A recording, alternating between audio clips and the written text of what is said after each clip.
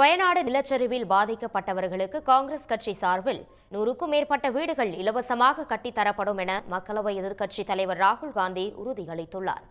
வயநாடு முண்டக்கை பகுதியில் பாதிக்கப்பட்டவர்களை சந்தித்த பின்னர் செய்தியாளர்களிடம் பேசிய அவர், இதுபோன்ற மோசமான நிலையை கேரள மாநிலம் இதுவரை கண்டதில்லை என தெரிவித்துள்ளார். We have said that we are here to help in any way possible.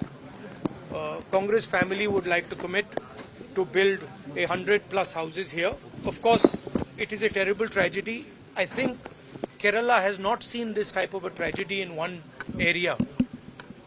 And I think I'm going to raise it in Delhi and also with the Chief Minister here that this should be treated differently. This is a different level of tragedy and it should be treated differently. Sun News WhatsApp சேனலை follow செய்யுங்கள்.